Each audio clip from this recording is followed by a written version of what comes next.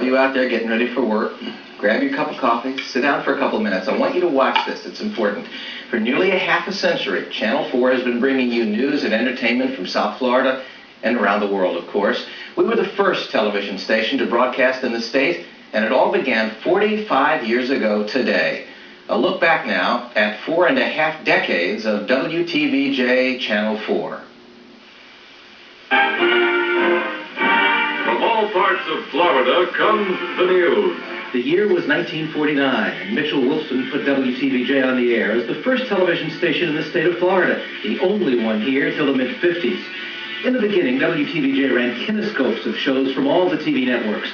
So when you remember those classic years of early TV, Jack Benny, Arthur Godfrey, Kukla, Fran and Ollie, Burns and Allen, they were only on 4. What do you think of television? Oh, I think it's wonderful. You know, I hardly ever watch radio anymore. There was Steve Allen, and What's My Line, and WTVJ's own crop of local stars, Jackie Pierce. Well, good afternoon. Here we go again. Alec Gibson, Judy Wallace.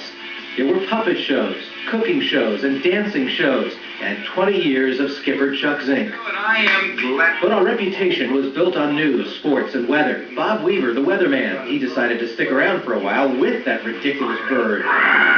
Jack of all sports with Jack Cummins, Jim Dooley, the Atlantic weatherman, Del Frank and the News at Noon, and the first live remotes. But for the better part of the next 4 decades, one man was to dominate Miami television news, Ralph Renick. Time left to say goodnight, and may the good news be yours. Ralph Renick was more than just Mr. Channel 4. He invented local TV news, and he set standards we still respect. As I stated at the outset of this nightly editorial on September 2nd, Channel 4 may have had the field to itself, but the station became a beacon of innovation. In 1957, Renick instituted the country's first daily television editorial. They ran continuously for the next 28 years. The end of the 50s brought full CBS affiliation and the introduction of color. We and the rest of television were about to come of age. The 60s brought freedom flights from Cuba, the assassination of President Kennedy, a Republican National Convention on Miami Beach, a man on the moon, and more of Bob Weaver's scattered showers. It's great for all the grass and all the growing things around town. I don't know whether you noticed or not, but if you see that big car way back there, a few minutes ago it was just a Volkswagen. But that's the way it is. Friday, July 31st, 1970. Walter Cronkite was the most trusted man in America by 1970, and the CBS Evening News a staple on Channel 4. WTVJ, Miami, South Florida's largest daily circulation. The Ralph Renick Report.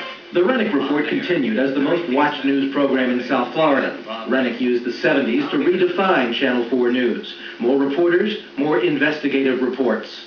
Dade health officials found another dirty restaurant today. Remember, not on the menu? I went with health inspectors every day for 3 months, spotlighting deplorable conditions in South Florida restaurants.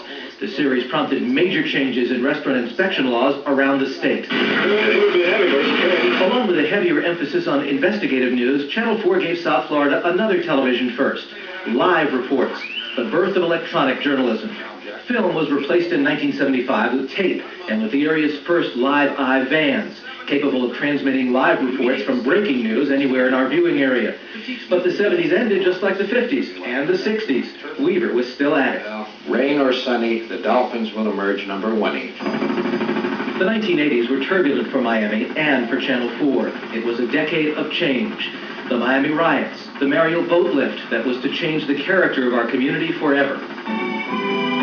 Along with the rest of the country, we said goodbye to MASH and had fond farewells for 2 old and trusted friends. This is my last broadcast. It is my decision, effective tonight, to step down. After nearly 36 years, Ralph Renick was saying his final goodbyes. Weaver, you're the only one left here. I'm going to miss you. You have nobody to bounce your jokes off of. It's not going to be the same anymore. And it wasn't, of course. The winds of change had just begun. Miami had a new image. NBC saw a respected television station in transition. Our purchase by NBC in 1987 brought 3 decades of CBS affiliation to a close and prompted other local affiliation changes that rattled the status quo and remade South Florida television again. because you need to stay in that enclosed room there. But if the 80s represented change for WTVJ, the 90s and Hurricane Andrew reminded us of our roots. As always, there and on the air when the big one breaks, the one to turn to when it counts. So Bob has been here for 45 years, almost as long as the station has been here. A solid commitment to community and to news.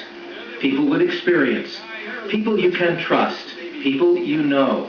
And some old friends who make it all worthwhile. What's on your nose, Weeby? It's my shamrock! Thanks, Bob. We needed that, I think. Bob Mayer, Channel 4 News. Well, Weeby doesn't have the shamrock. See, some things never change, although he has grown up over the years. Yes, he got bigger and bigger. And a lot more colorful. Right, and bigger. Well, that's the way it goes. Right, Weeby? Huh? Are we doing that now? No, is he just, you want to give him an answer? Let's wait till All later. right. Well, we want to tell everyone, please, to stay tuned throughout the day because there's a lot more to come on Channels 4's Past and Present. We're going to bring it to you.